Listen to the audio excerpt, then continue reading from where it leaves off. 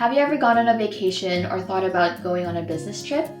I bet it must have been so frustrating to think about booking the flights, the hotels, thinking about transportation. Taking the stress out of this process is exactly what a travel agent does, and today we'll be talking about Continental Travel Agency. Continental Travel Group is a local travel agency that essentially plans out your entire trip from start to finish. They handle the details so that you don't have to. From personalized plans and custom itineraries to booking flights and hotels, tours and transportation, insurance, and exclusive and limited travel packages.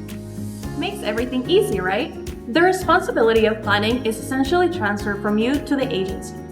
That's no small feat for these employees. To determine how employees can stay motivated and giving customers the best possible service, let's take a look at a classic organizational behavior model, Vroom's Expectancy theory.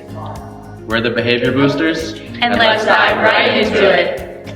Employee motivation can be defined as the forces within a person that affect the direction, intensity, and persistence of voluntary behavior. Vroom's expectancy theory of motivation was developed by Vroom, a Canadian psychologist back in 1964 who specialized in understanding motivation and leadership within organizations. Vroom's model aimed to explain why people behave the way they do and how they decide how much effort they put into their actions. The theory states that people are rational decision makers who are most motivated to choose their goals that they expect to result in their most favorable outcomes. Essentially, motivation comes down to a rational calculation where people evaluate three things: effort to performance, performance to outcome, and value of outcome. Let's break them down. Effort to performance is the belief that putting in more effort will lead to better performance in the job. Companies can strengthen this belief by providing employees with the assurance that they have the required skills needed to perform the job well. Kim from Continental Travel Agency illustrates this. We set an outline of performance tasks that we expect them to meet, and when they meet them and exceed them, I am regularly in contact with them to commend them on their performance and to let them know that they're doing a good job and to keep doing what they're doing, usually by phone or email or in person. So, by having a detailed outline of expected tasks, employees can have clear role perceptions and improve self-efficacy, so they can reach their desired levels of performance. Performance to outcome, on the other hand, is a belief that good performance will lead to desired outcomes or rewards. Companies can improve this expectancy by measuring employee performance and giving rewards to those with higher job performance. We really believe in a team atmosphere and that every person in our company contributes in some way to the overall outcome that we're all looking for. And so what we will do is we will let each individual employee know the value they're bringing as part of the team, and that without everybody's value contribution, the team doesn't get to the outcome that everyone is looking for. And individually, we highlight how valuable each part of that equation is to make sure that the people are very aware of the value they hold specifically to the organization. Giving and receiving feedback is effective in this case because if employees don't trust the system, they won't be motivated. Finally, the value of outcome refers to how much value or importance an individual places on the expected reward or outcome. To increase motivation, employers need to understand each employee's needs and preferences and offer a variety of rewards to ensure they are meaningful and align with the employee's values. We set company goals, but we also set individual goals. So the performance measurements are based on those two different areas, and we encourage all of our employees to meet or exceed both of the areas. But if the company doesn't do well and the individual employee still does well and produces, they're rewarded based on their own performance. So in a perfect world, they're doing what we want them to do as from a company perspective as well as from their own individual perspective, and that's what will make our company successful. But they're still rewarded based on their own individual performance if the company doesn't do well. It's important to review the goals the employees have to make sure that the reward is actually rewarded. If the reward doesn't matter much to the employee, their motivation is gone. So the next time an employee asks, will I actually make a sale if I put in extra effort? Is it really worth going the extra mile? We know that the Vroom's expectancy theory is in its place. People calculate whether their efforts lead to performance and whether performance leads to meaningful rewards. We can already see how Continental Travel Agency implements this theory by giving their employees specific task outlines, giving them recognition, as well as giving them reviews to evaluate their performance. Now, consider the significant negative impact on customers if the employees lack motivation.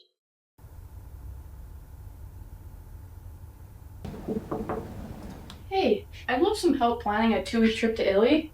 I'm looking for some hotel recommendations and the best spot to visit. Yeah, sure. You can probably just check online for that. But I guess I can pull up some options. Oh, well, I was hoping for some expert recommendations, which cities to visit, must-see experiences. I mean, Rome, Venice, Florence, those are the main ones. I mean, you can probably Google some stuff too. Okay, but do you have any packages available or tours or anything like that? I mean, I guess. Let me check.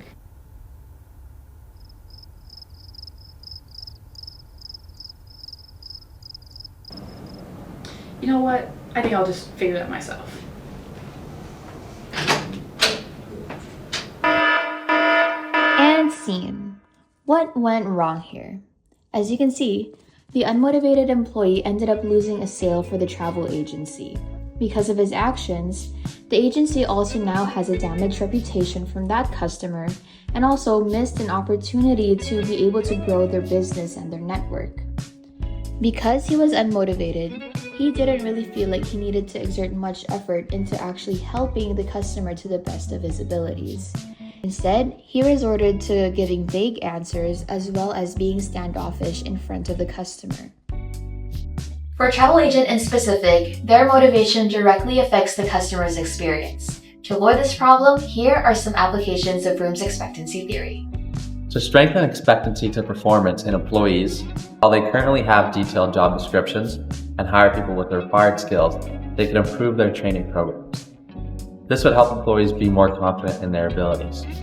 With that, they should also increase their coaching, having experienced veteran employees and managers check in and provide examples of ways to improve their performance. Performance to outcomes, employees need a stronger connection between performance and rewards.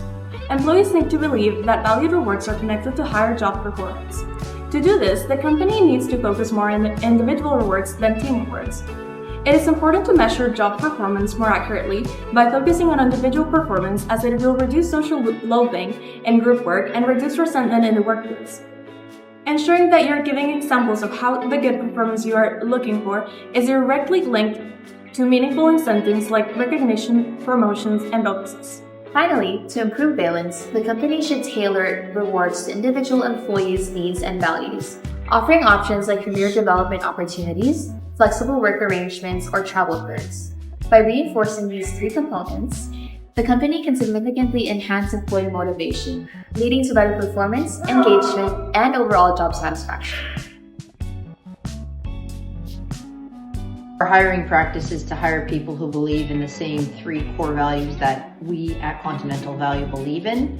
And so everyone who we hire is expected to work towards the same goals, which is contributing in a positive, impactful way to the business, which then contributes to a positive, impactful way in their personal life. Because if you're working and you're happy at work, then you're going to be happy at home, and you're going to feel valued, and you're going to bring that feeling of value home to your family and in your personal life. However, like most other theories, Vroom's theory also has limitations. First off, not everyone will respond to a reward the same way. That's because different individuals have different priorities, which leads to different levels of motivation. For example, Maddox may want to receive Employee of the Month, but Darius may want a bonus pay instead. Next, there are some external barriers that can mess up the model. These come in the form of organizational politics, conflicting priorities, and lack of clear communication. In the extreme case, it's a possibility that employees may become overly competitive. Then this would lead to them engaging in unethical practices to meet their targets. That being said, Vroom's theory still lays the foundation for a lot of the external motivation factors that lead to better overall performance for employees. Now we want to ask you, have you ever seen Vroom's expectancy theory at your school or workplace? Comment down below. And don't forget to like and subscribe. Thanks for watching the Behavior Boosters. Why is that so hard? I was like, because I'm too tall. So they can reach there. This. Okay, wait, no. Eternal barrier. I'd be like, oh yeah.